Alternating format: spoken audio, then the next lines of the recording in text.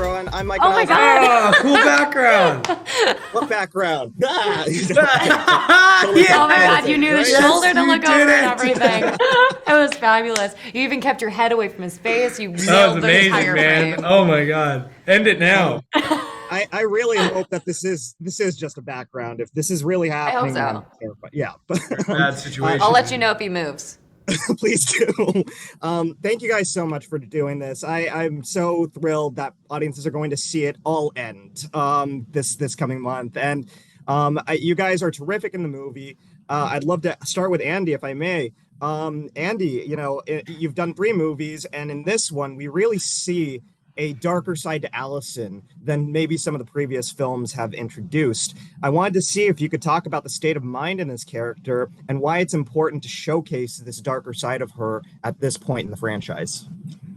You know, the first film and the second, given it's the same night, is really this young person that is just reacting to events as they unfold in front of her.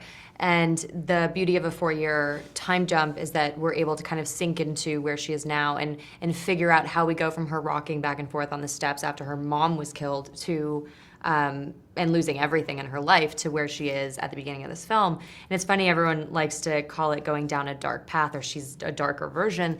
To me, it's just, where do you expect her to be? She lost absolutely everything, and she's still outward facing to the town. The way people look at her is still very much kind of the poised, stoic, picturesque version of a survivor.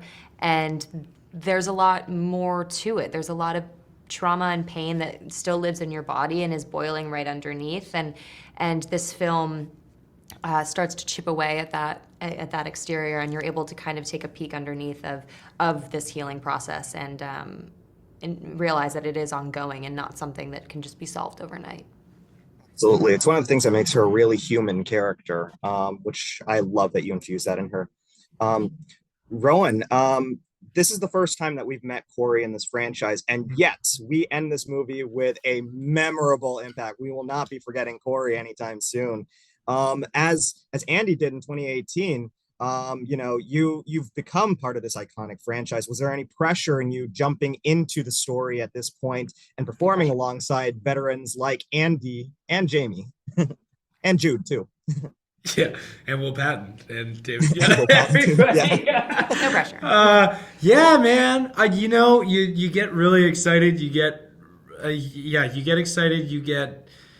You black out and you go, "This is incredible. I'm a part of this, and I can't wait to get started." And then I've said this before, but you show up on set, and then you realize what the hell you just signed up for, and you're thinking, "What have I done? This is terrifying." And you just kind of go from there, and you kind of black out and fumble your way through trying to do what David envisioned. And yeah, it's just an honor. I'm so grateful to be a part of something that I've admired my whole life. I'm a huge John Carpenter fan and David Gordon Green fan, and I mean Jamie Lee Curtis, walking legacy. So it's been incredible. Absolutely. And you really do put your stamp on this, sir. I mean, well done. Thank you, man. I do have one final question for the both of you. As dark as this movie gets, obviously, because it's Halloween, initially there's something of a sweetness to Allyson and Corey's connection, their relationship, I think. Do you think under different circumstances, we could have seen these guys like just as a living, normal, happy couple, in a parallel universe sometime? I think we had that conversation where I was like, where would they be? What would they be doing? We've extrapolated everything. Yeah. I want to do like a road trip movie of Corey and Allyson. Like, I don't know. just hanging out. We had such a good time that like when it was coming, we would count the days that we had left shooting together. I mean, like really you'd roll up to set and you'd be like, this is like day whatever, and I'd be like, stop. I wasn't stop, that weird about it. I was just so happy to. Yeah. Anyway. It was a really. Those scenes, those sweet moments, those tender moments, it was a really big breath of fresh air for us as actors, given the state that the movie is and what the movie is and the tone of it. So it was something that was a really big breath of fresh air for us, and I think for the crew as well, to have like a release a little bit. And even for this version of Laurie Strode, at the start of this movie, there's the grocery store scene. I remember watching it and just I couldn't stop smiling, and I felt so for maybe one of the first times in the franchise, felt so understanding of Laurie in a different way. All the walls were down, and I think the romanticness of this movie leads to one hell of an ending and one hell of a journey. It definitely was a memorable one. I think we Thank decided you. that they wouldn't be together in life. They Did would we? try really hard. And Did then you they decide would, that? No, I think we talked about it. Right? Yeah, no, We you talked did. We about it, did and it talk was like about it. we think that they would have had like this crazy, romantic, passionate love, And it would have burned and then out. it would have just like ended. The house would have caught on fire.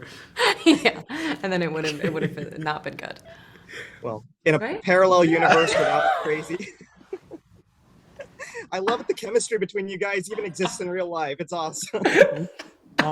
I want to thank you both for this and for this amazing film and this franchise. You guys are tremendous, and Thank you. yeah, I can't wait for audiences to see you both. Thank you so much. It's a man. blast. Thank you. Appreciate it.